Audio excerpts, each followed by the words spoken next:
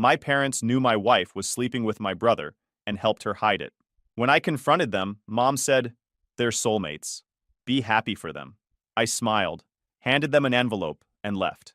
Minutes later, my wife called, screaming and begging me to come back.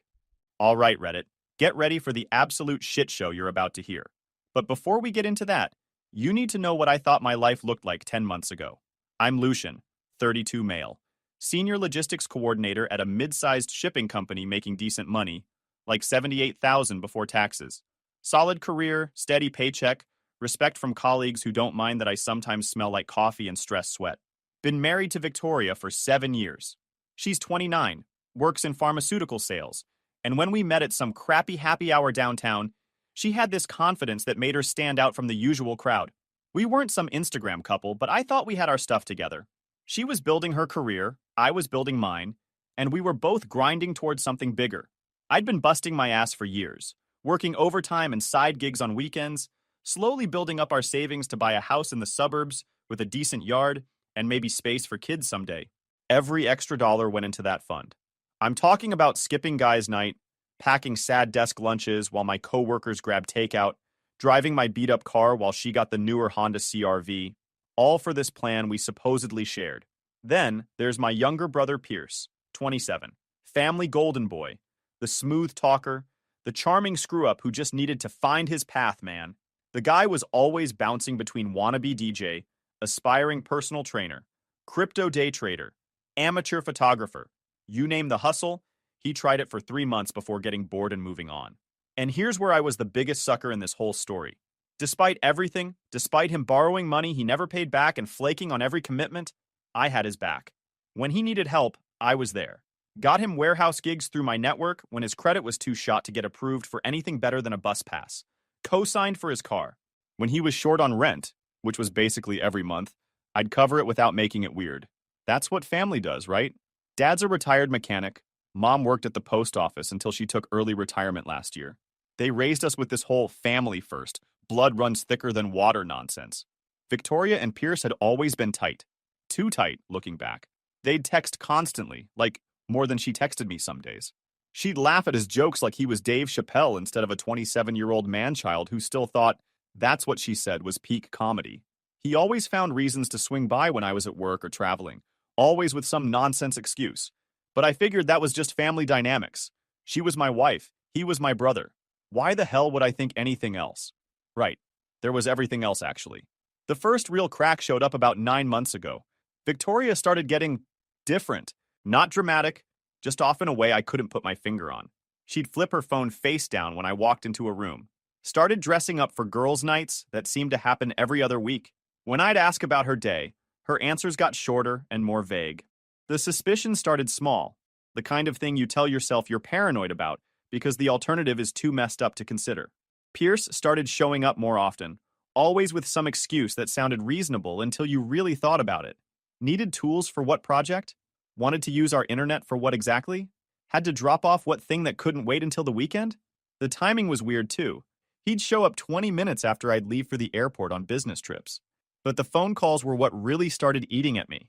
I'd walk into a room and catch Victoria talking in these low, intimate tones that she hadn't used with me in months. Then she'd quickly wrap up with "gotta go, talk later" when she saw me. When I'd ask who it was, she'd brush me off with obvious lies that got lazier by the week. The breaking point came during a 4-day business trip to Phoenix in March. Something felt off when I left. Victoria seemed almost eager for me to hit the road, kissing me goodbye like she was relieved instead of sad, practically pushing me out the door. On impulse, I stopped at Best Buy and grabbed one of those small wireless security cameras.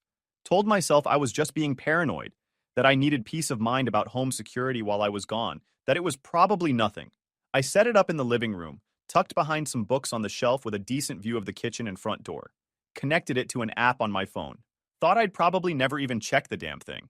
I was dead wrong. On day 2 of my trip, during a lunch break, I opened the app. What I saw made me want to puke all over my sad desk salad. There was Victoria in our kitchen, wrapped around Pierce. They were going at it, full on making out. The timestamp showed it was just 3 hours after she texted me, "Miss you, baby. Counting down till you're home." 3 hours. The worst part? How comfortable they were. Pierce had a key. When the hell had she given him a key? He moved around our house like he owned the place, acting like the man of the house while I was away, working to pay for the life we'd supposedly built together. I sat in that sterile conference room, surrounded by colleagues, and watched my entire world fall apart. 7 years of marriage, a lifetime of brotherhood, all BS. I didn't confront them right away. Spent the rest of that business trip in a weird fog, going through the motions while my brain tried to process what I'd seen. When I got home Thursday night, I played it cool while I figured out my next move. Made copies of the footage to 3 different cloud storage accounts, screenshotted the timestamps, and started paying closer attention to their behavior around each other. Once I knew what to look for, the signs were everywhere. I spent 3 weeks gathering more evidence, installing additional cameras, and documenting their schedules. Pierce was coming over every Tuesday and Thursday when I was at my standing meetings. Victoria had been lying about working late. I called her office and found out she'd been leaving early those days. The web of lies was so detailed. Finally, I couldn't take it anymore. I cornered Victoria in our bedroom on a Sunday morning, phone ready with the footage queued up. "I know," I said, showing her the screen. She stared at it for maybe 10 seconds, her face going through shock, panic, and then anger. Not shame, not guilt. Anger. "You put a camera in our house?" she snapped, like I was the one in the wrong. "My house," I corrected. "How long?" She broke down then, but not the way you'd expect. More like she was pissed she got caught than sorry about what she did. "It wasn't supposed to happen, Lucian. We didn't plan it. You're never here anyway, always working or on those stupid trips, and Pierce was just there for me when I needed someone." But then she stopped crying and looked at me like I was the problem. "You're being dramatic," she said. "It's not like we meant to hurt you. Sometimes things just happen between people. You wouldn't understand. You've never been passionate about anything except saving money." I felt like she'd slapped me across the face. Here was my wife of 7 years, caught red-handed with my brother, acting like I was overreacting for being upset about it. "We're telling your family," I said. "This affects everyone." She nodded, but something in her face made me suspicious. "Yeah, okay. We should tell them together. They deserve to know the truth." I called my parents that afternoon, told them to come over and bring Pierce. Said we needed to have a family discussion about something important. When they showed up 2 hours later with Pierce trailing behind, I knew something was up. They all looked ready for something. "Mom, Dad," I started, trying to keep my voice steady. "We need to talk." My mother held up her hand. "Lucian, honey, we already know." The words hit me. "You what?" "We've known for months," Dad said, not meeting my eyes, staring at his hands. "We were hoping you'd figure it out yourself and handle it maturely." I looked around the room at my parents, my wife, and my brother. They were all staring at me with expressions ranging from pity to impatience. Nobody looked ashamed. Nobody looked sorry. They looked like they were waiting for me to finish throwing my tantrum so they could move on with their day. "How long have you all known?" I asked, my voice getting quieter. "Since February," Pierce said, speaking up for the first time since he'd arrived. He had his arm around Victoria's waist now, right there in my living room. "We tried to fight it, Lucian. But you can't fight real love." "Real love," I repeated slowly. "They're meant to be, Lucian," my mother said. "You've always had trouble with relationships. Maybe it's time to let this one go and find someone more compatible." My father nodded along. "Son, you need to be mature about this. They're happy. Don't you want them to be happy?" I looked at Victoria, who was now holding Pierce's hand. "So this whole meeting, this was your big reveal? You all planned this?" "We thought it would be easier this way," she said with a shrug. "Keep it in the family. A clean transition." "Your birthday seemed perfect," Pierce added with a smirk. "New year, fresh start for everyone." My sister Jenna, who'd been quiet until now, finally spoke up. "Maybe you two just weren't compatible, Lucian. Everything happens for a reason, right?" I stood there, surrounded by my entire family, being told I should be happy about my wife sleeping with my brother, that I was being childish for being hurt, that I should just accept it and move on because they were meant to be. For a second, I thought I might lose it completely. But then something clicked. This cold calm washed over me, and I found myself smiling. "You know what?" I said, my voice steady for the first time all night. "You're absolutely right. I should be happy for you both." Relief flooded their faces. Victoria actually looked satisfied. "I'm so glad you're being reasonable about this, Lucian. This doesn't have to change anything between us. We can still be family." "Not at all," I agreed, reaching into my jacket. "In fact, I have something for each of you." I pulled out 3 thick manila envelopes I'd prepared earlier and handed them out. One to Victoria, one to my parents, one to Pierce. "What's this?" Mom asked. "Just some paperwork," I said, still smiling. Nothing urgent. You can read it when you get home. You're leaving? Victoria asked. And for the first time all night, she looked worried. Well, you're right about fresh starts and all that. I should give you two lovebirds some space to figure out your new living situation. I grabbed my keys and headed for the door. Oh, and Pierce? You might want to move your car. I'm reporting it stolen in about an hour. I walked out to the sound of envelopes being ripped open behind me, got in my car, and drove away. I was 2 blocks away when my phone started blowing up. The first call came from Victoria. Let it ring. Second call 30 seconds later, then another. By the time I got to the Holiday Inn Express I'd booked across town, not exactly the Ritz, but it had clean sheets and nobody was sleeping with my brother in it. I had 27 missed calls and a screen full of texts. Victoria's first voicemail was a masterpiece. Lucien, please, you can't do this to me. Come back right now. We can work this out. Please, I'm begging you. Her voice was shaking with rage and panic. But my mother's message really got to me. Her voice was shaking with pure fury. Lucien James Parker, you get back here right now. This is not how we raised you. Family doesn't destroy family like this. Your father and I are very disappointed. Right. I deleted the rest without listening and ordered a pizza. Here's the thing, fellas. I'd spent the last 3 months preparing for this exact moment. The day I caught their little kitchen production, something inside me didn't break down. It got ice cold and calculating. I'd been documenting everything, planning everything, talking to lawyers and financial advisors, waiting for the perfect moment to show them exactly how much I was worth to them. And they'd handed me that moment gift-wrapped with a bow. The envelopes contained, for Victoria, divorce papers already signed and notarized by me. A postnup she'd signed 3 years back when we had some trust issues over her spending. She'd completely forgotten about it, but it clearly stated that in case of adultery, she forfeited her claim to the house and most of our shared assets. An eviction notice giving her 30 days to get out of the house that was solely in my name. And photos, dozens of them, showing her and Pierce in various compromising positions throughout our house over the past month. For my parents, copies of all my evidence, including video footage, text screenshots, and financial records showing how I'd been bankrolling Pierce's existence while he was sleeping with my wife in my house. A formal letter cutting off my financial support for their mortgage. I'd been covering $800 of their monthly payment since Dad retired. Cancellation of the family cell plan I'd been paying for, that covered all 4 of us. For Pierce, the real surprise. Legal documents showing that the 2019 Honda Civic he'd been driving was registered in my name. I'd never transferred the title after co-signing because his credit was still terrible. Keys were with my lawyer, and I'd already reported it stolen since he no longer had my permission to drive it.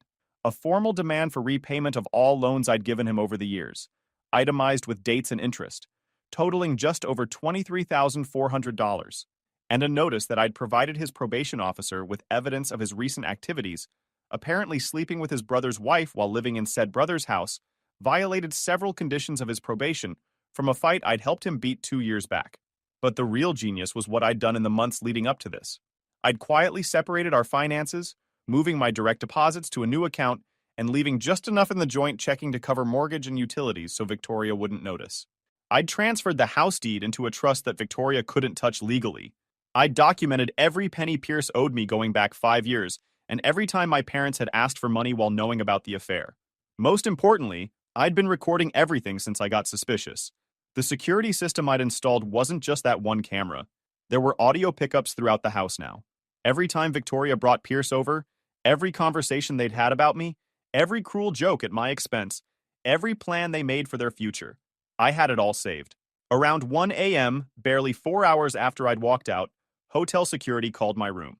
Mr. Parker, we have a woman in the lobby claiming to be your wife. She's very upset and demanding to see you. Says it's a family emergency. I could hear Victoria screaming in the background. Lucien, I know you're here. Just talk to me for 5 minutes. You're being insane.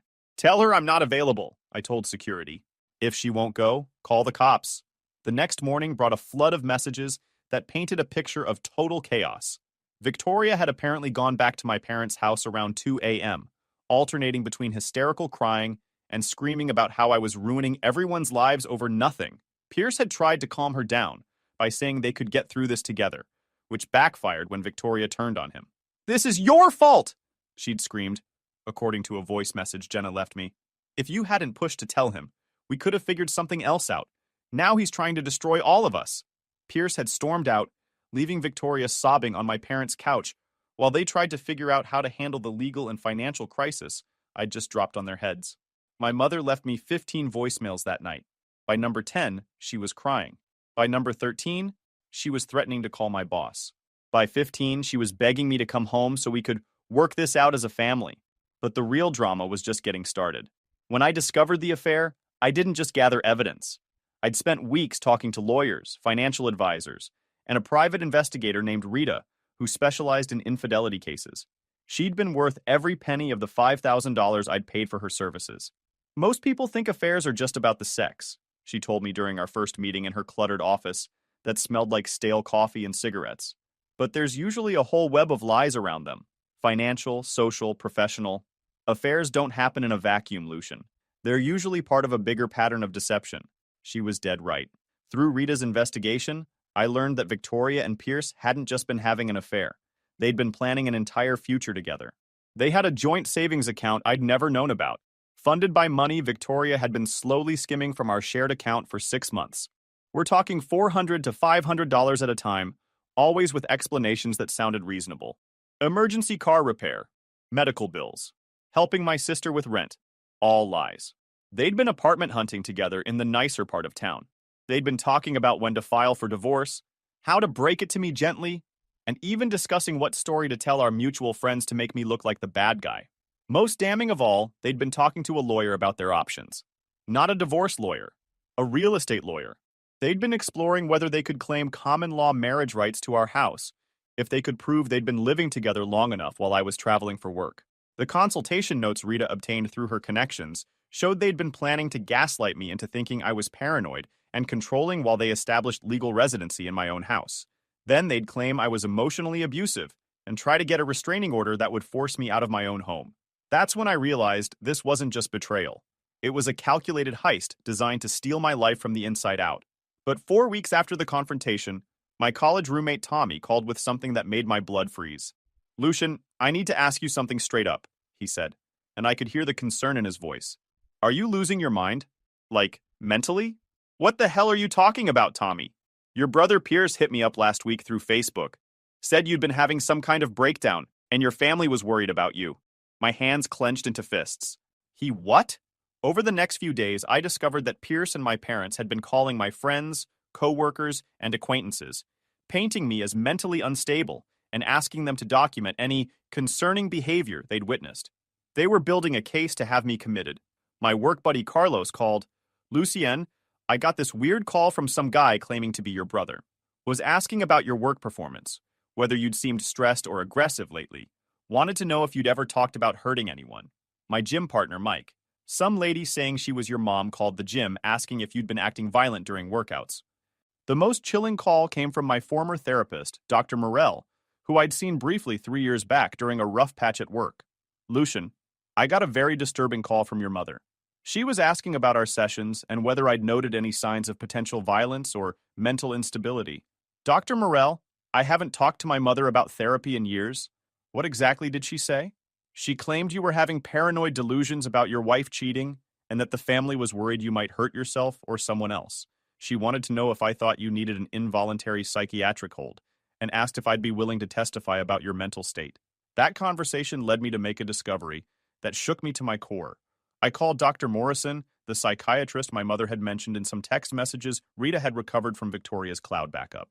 "Mr. Parker, yes, I've been expecting your call. Your family has provided extensive documentation about your deteriorating mental state. They're very concerned about your well-being and the safety of others." "What kind of documentation?" "Well, your mother and brother have recorded several incidents of paranoid behavior, accusations against your wife, and obsessive surveillance of her activities. They've documented threats of violence, property damage, stalking behavior. They're worried you might be developing some form of delusional disorder or even early-stage schizophrenia. They'd already built the case. They had evidence of my paranoid behavior that was actually evidence of me discovering their affair.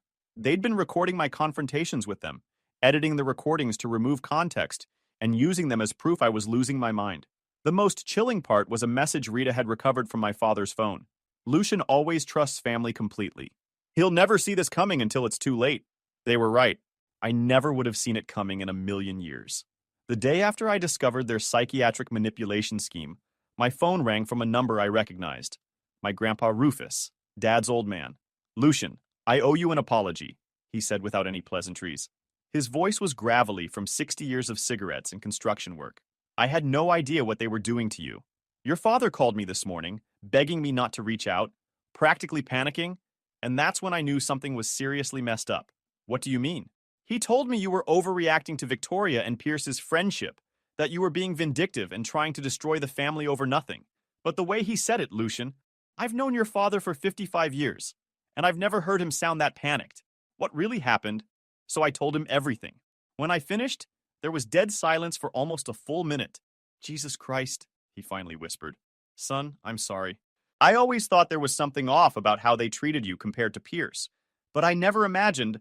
Look, I got a cabin up north. It's yours as long as you need it, and I'm calling every person in this family to tell them what really happened. That started the second wave of consequences that spread through our family. Within 48 hours of Grandpa making his calls, the extended family was buzzing with information I hadn't even known about myself. My cousin Isabel called with the first bomb. Lucian, I need to tell you something that's been eating at me. Last month, when you were on that business trip to Atlanta, your mom called asking if I could cover for Victoria if anyone asked where she was. Cover for her how? She told me Victoria was going to some kind of couples retreat with Pierce to help work through family issues, and that if you called asking about her whereabouts, I should say she was with me having a girls' weekend. Made it sound like they were planning some kind of intervention or surprise for you. That revelation led to discovering an entire network of lies my family had been maintaining to cover the affair. Jenna had been asked to provide alibis for family planning meetings that were actually hookup sessions. My Aunt Carmen had been told Pierce was helping Victoria with a surprise home renovation project. Even our 70-year-old neighbor, Mrs. Garcia, had been recruited. My mother told her Pierce was doing handyman work around the house and asked her not to mention it because it was supposed to be a surprise for my birthday. The web of deception was impressive, but the revelation that broke me came from my cousin Ronan, who worked IT for a big tech company and knew his way around digital forensics. Lucien, sit down for this, he said when he called me at the hotel. Rufus asked me to dig into some of the tech stuff in your evidence file. I've been going through those cloud backups Rita pulled, and I found something you missed. What? Group chat screenshots. Screenshots of text conversations between Victoria, Pierce, and your parents, but also screenshots of conversations with other people. They weren't just planning to have you committed, Lucian. They were planning to take over your entire life. The screenshots Ronan sent me were worse than anything I could have imagined. My own family discussing me like I was a problem to be eliminated, rather than a person being destroyed. Mom, when Lucian finds out, he's gonna lose his mind. He's always been unstable when things don't go his way. Pierce, I've been documenting some of his controlling behavior with Victoria. Phone calls where he sounds paranoid, stuff like that. We might need it for court. Victoria, he's been so suspicious lately. Borderline stalker behavior. We can definitely use that to show he's dangerous. Mom, Doctor, Morrison said if we can show a pattern, we can probably get a 72-hour psychiatric hold for evaluation. Pierce, then what? He gets out in 3 days and comes after us with a shotgun? Mom, not if we can prove he's a danger to himself and others. If he's declared mentally incompetent, I can take control of his finances and property until he's stable.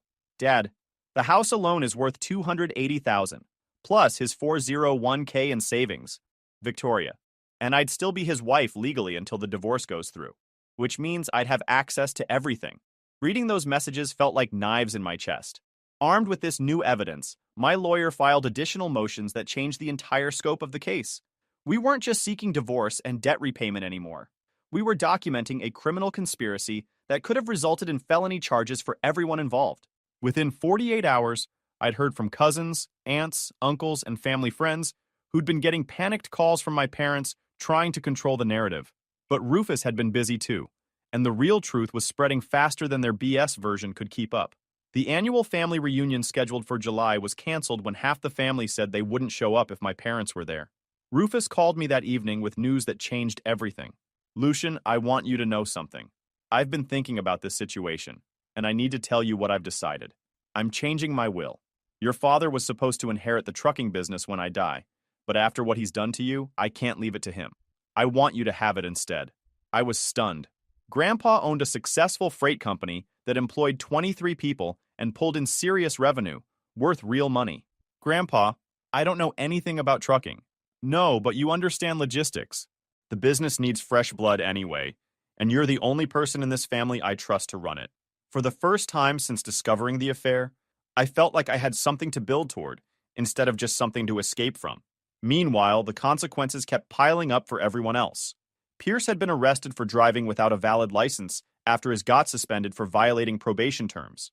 He was now looking at potential jail time and had moved back in with my parents, who were struggling to make their mortgage payments without my monthly $800 contribution. Victoria had moved in with them too, since she couldn't afford her own place after getting fired from her sales job. Turns out her company had strict policies about personal conduct, and when word got around about her affair, small towns love gossip, several clients requested new account reps. Her boss decided she was no longer a good fit for the company culture. According to Jenna, who was the only family member still talking to me, the living situation was a complete disaster. They're at each other's throats constantly, Jenna told me during one of our weekly calls. Pierce blames Victoria for pushing too hard too fast. Victoria blames Pierce for not being able to support her financially like you did. Mom and Dad are barely speaking because Dad thinks Mom pushed this whole thing too hard and too fast. What do you mean Mom pushed it? Apparently, she's the one who encouraged Victoria to follow her heart when the affair first started. Dad went along with it, but he never really believed it would work out. Now he's saying Mom destroyed the family for nothing. The irony was perfect. The woman who'd orchestrated my betrayal was now getting blamed by everyone. But it wasn't over yet.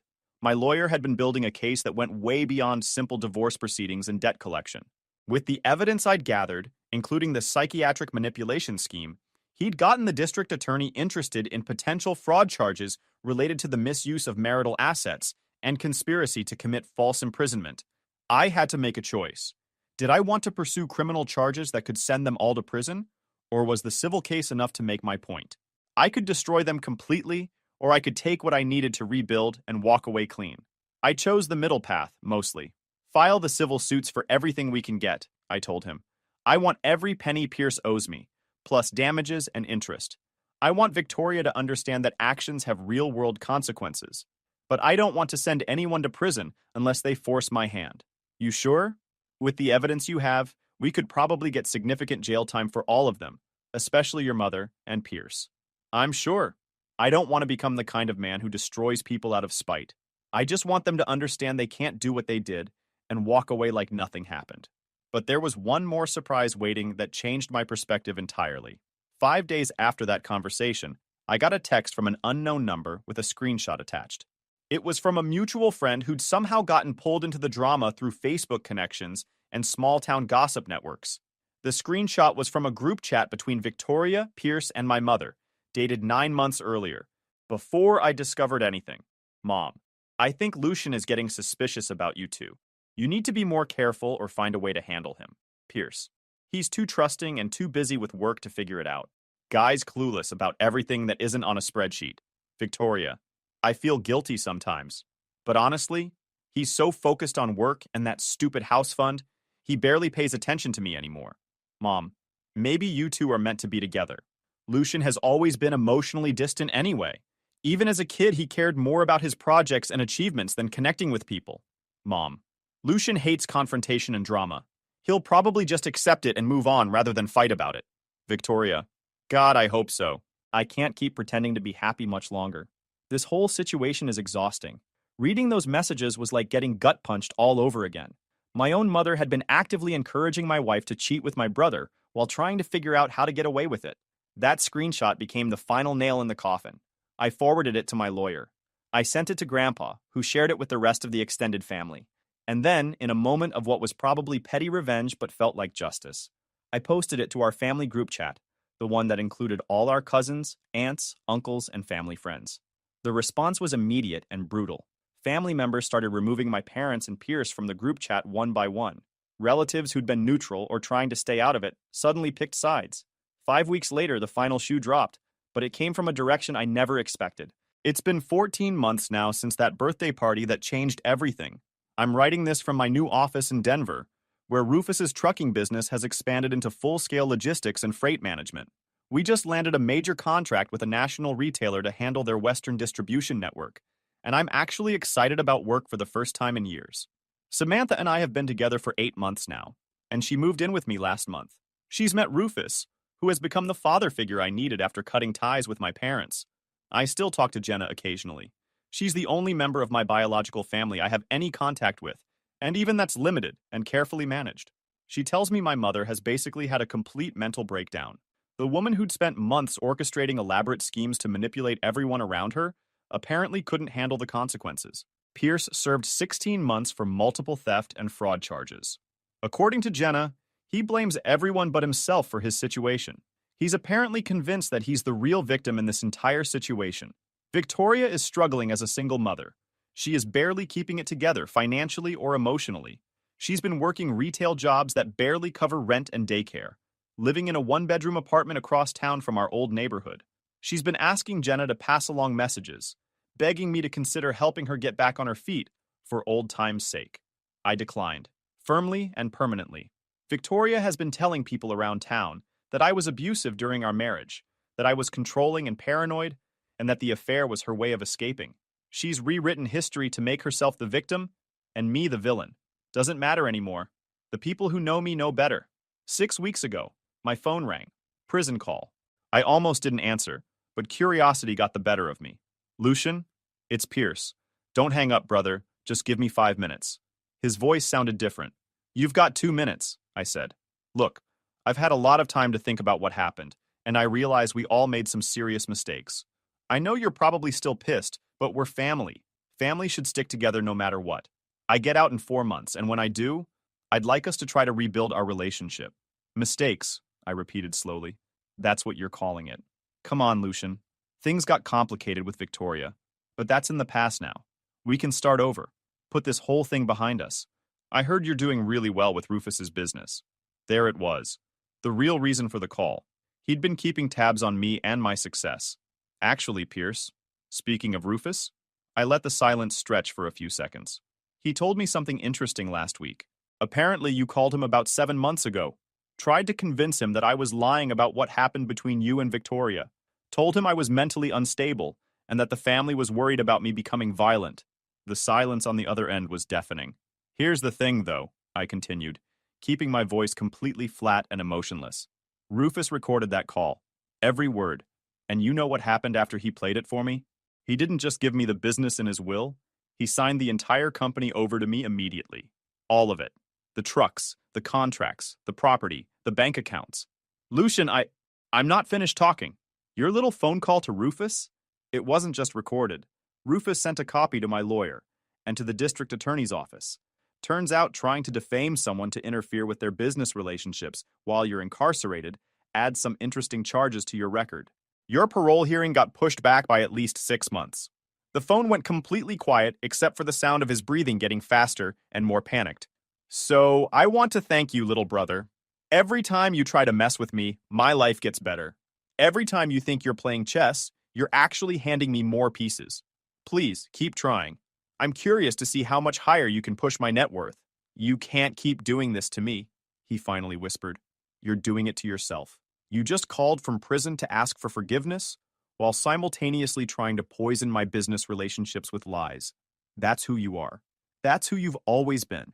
And that's why you're in prison while I'm running a multi-million-dollar company. I hung up and blocked the number. Some bridges are worth rebuilding. Others need to stay burned to ash. Because here's the thing. The affair was a gut punch. But discovering that my entire family saw me as a resource to be managed, rather than a person to be respected, was worse. Learning that was painful but liberating. YouTube just dropped this new hype feature. If you're hooked on this story, smash that hype button. It tells YouTube this video deserves to blow up, and it keeps even crazier stories coming your way. Did you enjoy my story? What a journey it has been. I truly wonder, what would you have done if you were in my shoes? Would you have chosen silence to keep the peace, or would you have done what I did to reclaim your dignity? Let's meet in the comments below. I'm so curious to hear your thoughts. I'm reading every single one. Which city are you listening from tonight? If my story resonated with you, you can support me and help me bring more stories like this to the world by sending a super thanks. Your sweet support means the world to me and allows me to continue this journey with all of you. On the screen now, you can see 2 new life stories that I highly recommend you watch next. There are so many more on my channel, each with its own lessons and triumphs. Don't forget to subscribe and click the notification bell so you never miss a new chapter. Thank you for being here with me. Until the next story, with love and respect.